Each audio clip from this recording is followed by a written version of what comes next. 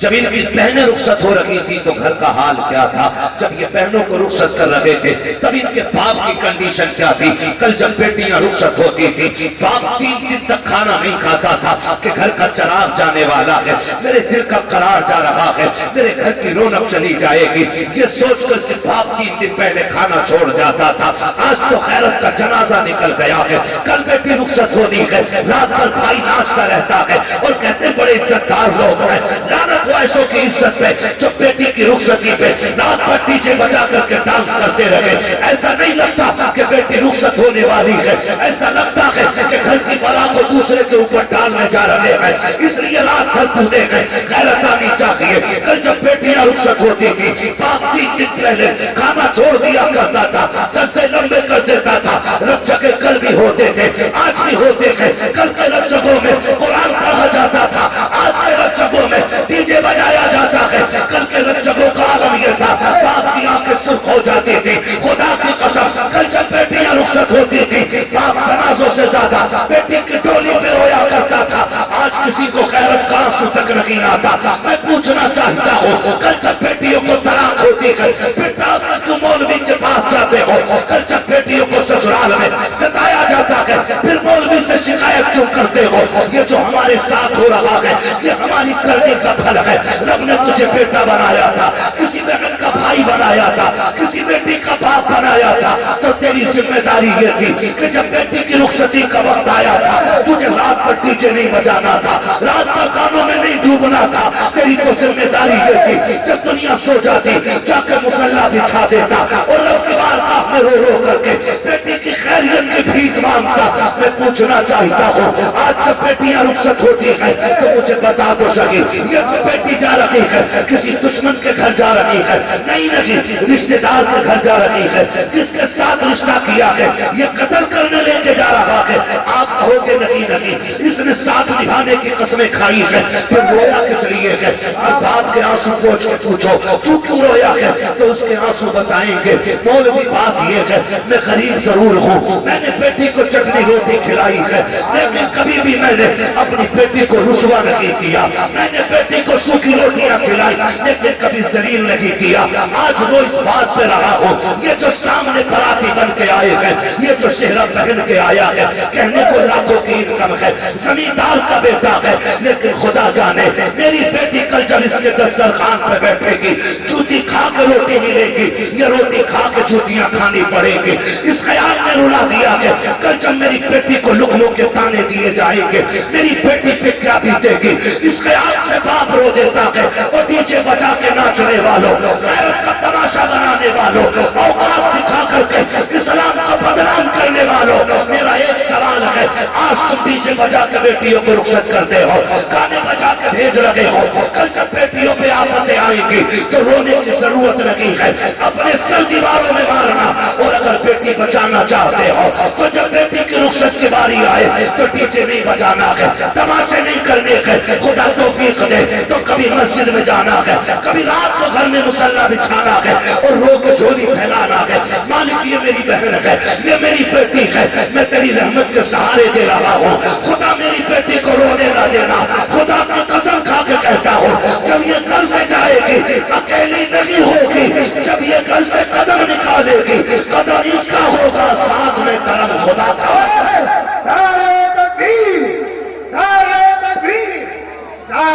میری آواز سے آواز ملا کر بولیے نعرے تکبیر، نعرے رسالت، نعرے معاشیت، نوجوان کمیٹی، عشق محبت، عشق محبت، عرصے مقدس، علماء اہل سنت زندہ باد۔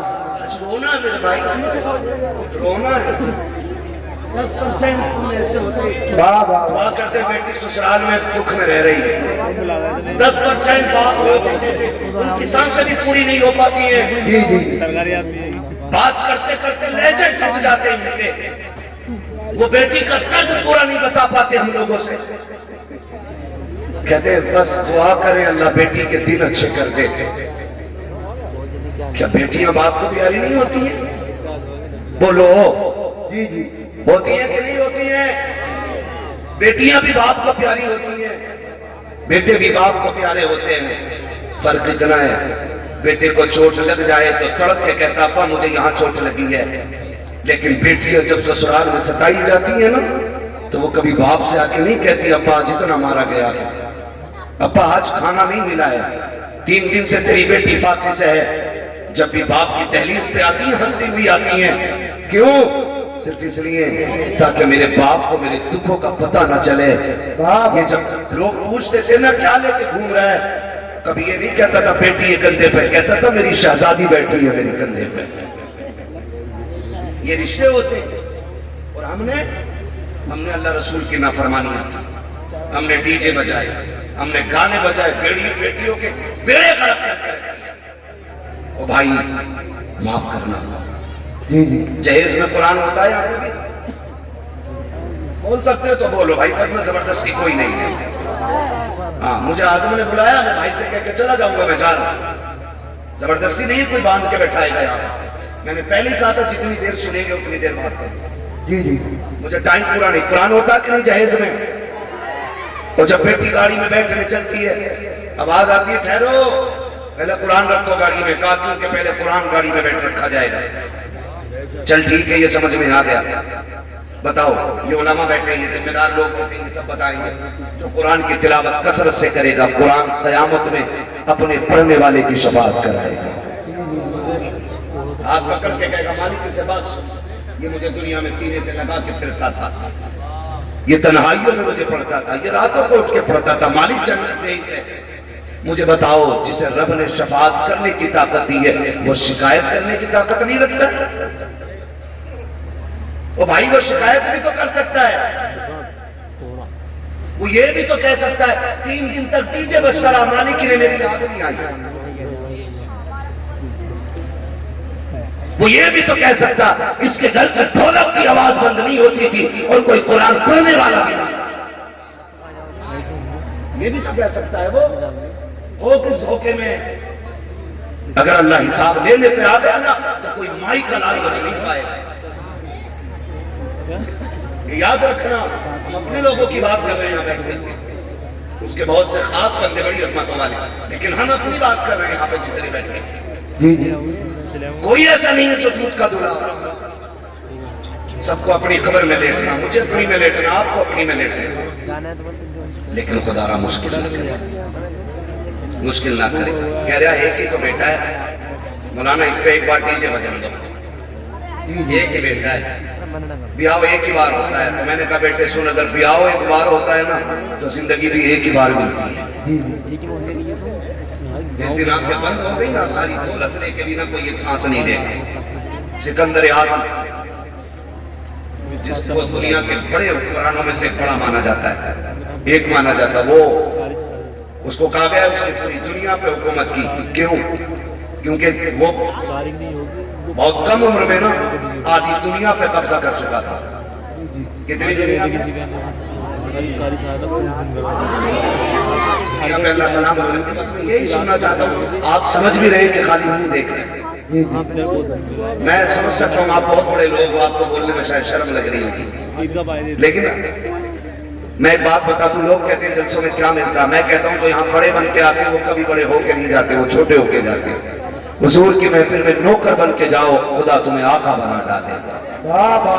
چھوٹے بن کے بیٹھنا چاہیے، ہے نا؟ یہاں کوئی زمیندار کوئی پردھان نہیں، سارے حضور کے نوکر بیٹھے، ٹھیک ہے نا؟ تو نام کیا تھا؟ سکندر، آدھی دنیا پہ حکمران اور پوری دنیا فتح کرنے کا نشہ تھا۔ ایک جگہ پڑاؤ کیا لشکر نے اس کے، اسے ایک زہریلے سانپ نے کاٹ لیا۔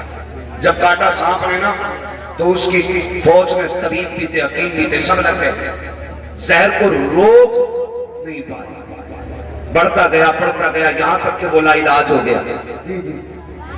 کہنے لگے بادشاہ کہا کیا؟ کب کام مکمل ہو گیا، اب سانسیں ختم ہونے آ گئی ہیں، اب علاج بس سے باہر ہے۔ اس نے کہا کہ یہی مر جاؤں گا پردیس میں، کیا یہی مر جاؤں گا پردیس میں؟ اس نے کہا بادشاہ لگتا تو ایسا ہی ہے۔ اس نے کہا سنو دولت بہت ہے، اعلان کرو کوئی میری آدھی دولت لے دے، مجھے اتنی سانسیں دے دے کہ میں اپنے وطن میں جا کے مر سکوں۔ ہنس دیے لوگ، کہا بادشاہ کیسی باتیں کر رہے ہو آپ، بادشاہ ہو اور بے وقوفی والی بات ہے، بھلا پیسوں سے سانسیں بھی ملی ہیں؟ اس نے کہا پھر ساری دولت میری دے دو اور چند سانسیں کسی سے ادھار لے لو۔ انہوں نے کہا بادشاہ تو ضرور ہے لیکن سانسوں کا مالک کوئی اور ہے،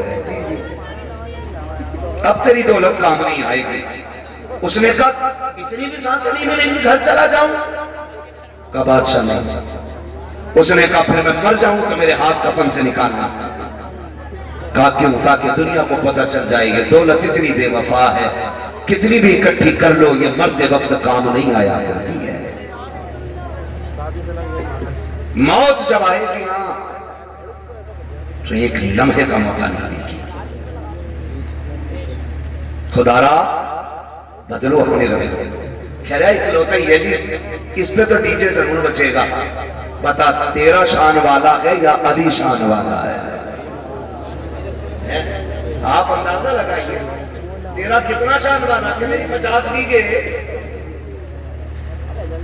میرے اللہ کے حصے میں 50 کا رہی ہے نہ بیٹے دھوکے میں ہے، نہ تیرے حصے میں 50 نہ تیرے اللہ کے حصے میں 50۔ حضرت علی گزر کے جا رہے، دو بندے لڑ رہے، ایک کہتا تھا زمین میری ہے، ایک کہتا تھا میری ہے۔ انہوں نے کہا علی فیصلہ کر دو زمین کس کی ہے؟ حضرت علی فرماتے ہیں ٹھہرو میں علی ہوں، زمین سے خود پوچھ لیتے ہیں تو کس کی ہے؟ ٹھوکر ماری، کہنے لگے زمین میں ابو تراب ہوں، یہ کہتا میری ہے یہ کہتا میری ہے، تو بتا کس کی ہے؟ زمین نے کہا علی ان دونوں سے کہہ دو نہ میں اس کی ہوں نہ میں اس کی ہوں بلکہ یہ دونوں میرے ہیں۔ نہ تیرے 50 بیگھے آئے گی حصے میں نہ تیرے للہ کے حصے میں 50 بیگھے آئے گی۔ وہی گز بھر زمین، وہی لٹے کا کفن، وہی لکڑی کے تختے، بس اتنے کمالی کے۔ اور یہ بھی وہ جو یہ باہر والے لوگ دیں گے، اپنی مرضی سے وہ بھی نہیں لے گا۔ اس لیے بھولنا نہیں چاہیے۔ کہہ رہا میرے کے حصے میں 50 بیگھے آ رہی ہے، اس میں ڈی جے ضرور بجے گا۔ میں کہتا ہوں اب علی کو دیکھ، تیرا وہ ہے آنکھ کھولی تو 50 بیگھے دیکھی، علی وہ ہے آنکھ کھولی تو نبیوں کے امام کا چہرہ دیکھا۔ اتنی عظمتوں والا علی پیدا ہو گئے، آنکھیں نہیں کھولی، حضور تک خبر پہنچ گئی۔ بھتیجے اللہ نے بیٹا دیا ہے، خوشی کے مارے حضور دوڑ کے آئے دیکھنے کے لیے، چچا زاد بھائی جیسی آئے کہا میرا بھائی دکھائیں مجھے۔ چچی نے کہا شہزادے خوشی ہے کہ اللہ نے بیٹا دیا ہے، تکلیف ہے کہ وہ آنکھوں سے دیکھتا نہیں۔ کہا کیوں؟ کہا کہ کھلتی نہیں، لگتا ہے نابینا۔ حضور فرماتے لاؤ گود میں تو دو۔ جب حضور نے سینے سے لگایا، ہاتھ میں لیا، گود میں اٹھایا، حضرت علی نے آنکھیں کھول دی۔ جوان ہوئے، پوچھا علی آنکھیں بند کیوں رکھی تھی؟ کہنے لگے علی یہ طے کر کے آیا تھا کہ اگر پہلے دیکھوں گا تو اپنے یار کو سب سے پہلے دیکھوں گا۔ کہنے لگے میں یہ طے کر کے آیا تھا پہلے حضور کا چہرہ دیکھوں، ان سے شان والا کوئی ہو تو لا کے دکھاؤ۔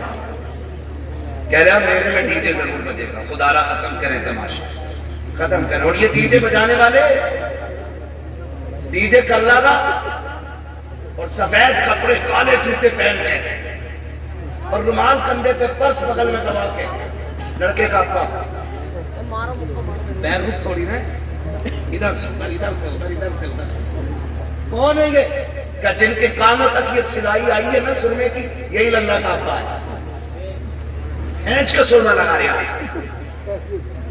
اور ڈی جے والے تو کہہ رہے آواز کھول، کلیجے پھٹ جائیں گے بیٹے، کلیجے، آواز کھول۔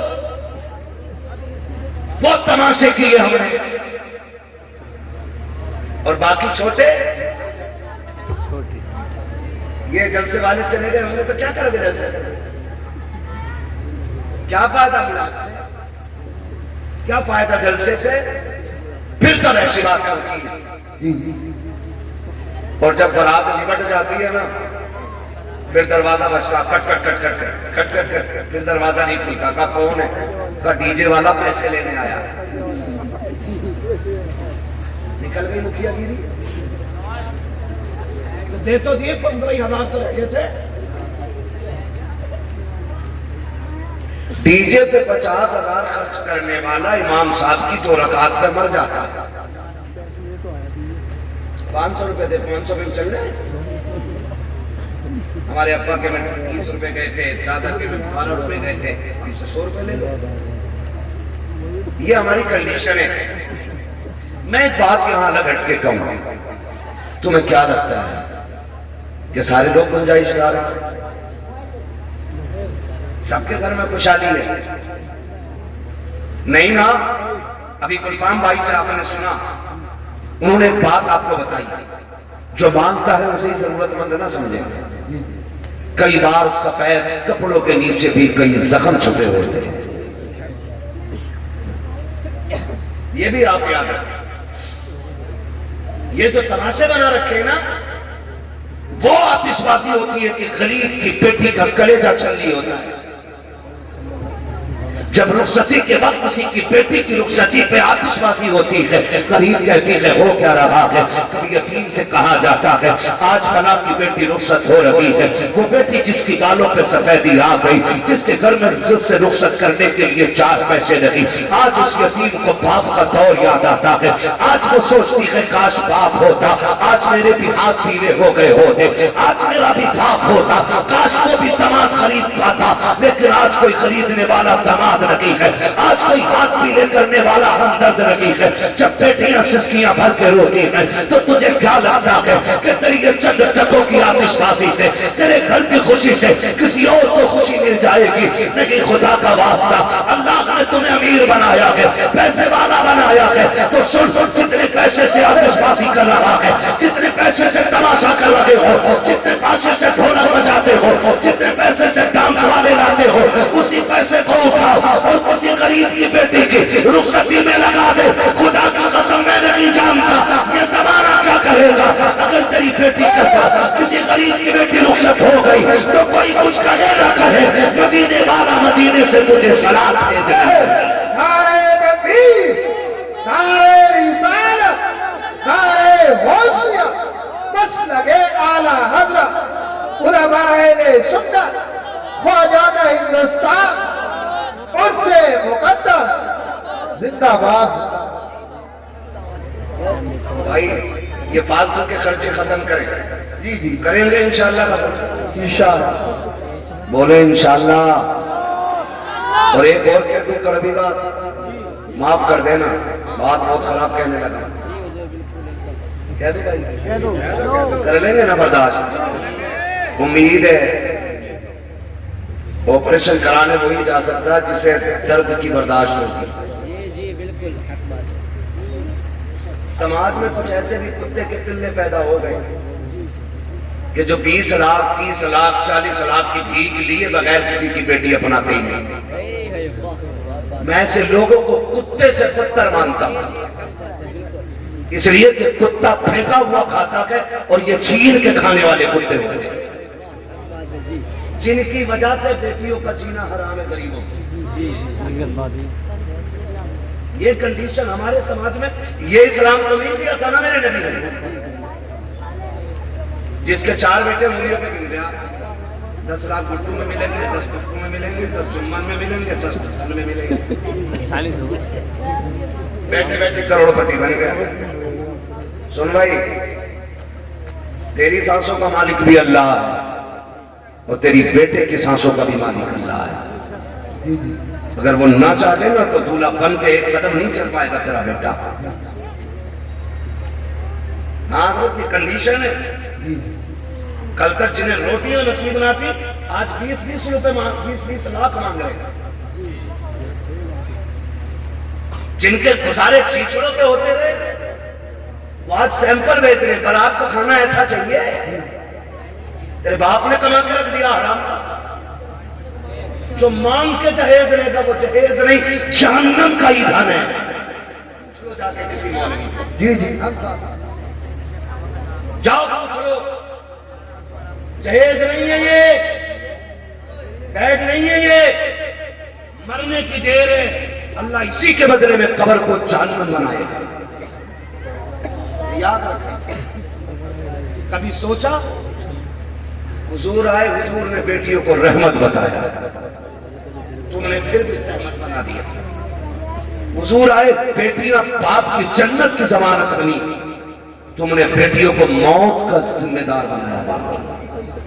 کچھ دن پہلے کی خبر، ایک باپ 3 بیٹیوں کو لے کے ٹرین کے آگے کود گیا، وجہ پوچھی گئی، ایک پرچہ لکھ کے گیا تھا کہ سماج کا پیٹ بھرنے کی دولت نہیں، اس لیے میں عزت کے ساتھ بیٹیوں کو لے کے مرنا چاہتا ہوں۔ واہ واہ واہ، سبحان اللہ سبحان اللہ۔ یہ یاد رکھیے گا، مت بولانا دوبارہ۔ لیکن اس عمل میں گرفتار ہو کے کوئی مرا، 40 سال تک دیجے کرانا، تم 50 سال 40ویں کرانا، اللہ اس وقت تک معاف نہیں کرے گا جب تک غریب کی ایک ایک پائی کا تم سے حساب نہیں دے گا۔ دھوکے میں مت رہنا، فنا پیر کو بلا دیں گے بخشوا دے گا، فنا سید آ کے بخشوا جائے گا۔ تو بھائی، قبر آخرت کی کھیتیوں کی پہلی منزل ہے، ہو سکے تو کسی کا لے کے نہ مرنا، یہ سب سے مشکل کام ہے، کسی کا لے کے نہیں مرنا۔ کہہ رہے ہیں دیکھو جی، قورمہ ایسا ہوا تو اس میں ہڈی نہیں ہونی چاہیے، کیوں باراتی نہیں بغلے آئیں گے، تو بنا چلائے کھائیں گے۔ یہاں شرم کیوں نہیں آتی ہے؟ برات کا اسلام میں تصور ہی نہیں۔ یہی کنڈیشن ہے بھائی، یہی کنڈیشن ہے، ہم سب کی یہی کنڈیشن ہے۔ اچھا، مجبوری لڑکے والوں کی بھی ہے، وہ کہہ رہا اگر میں باراتی خوب نہ لے کے جاؤں تو پھر میری عزت میں بات اٹھے گی کہ اس کا کوئی ہے ہی نہ کیا، وہ بھی مشکل میں۔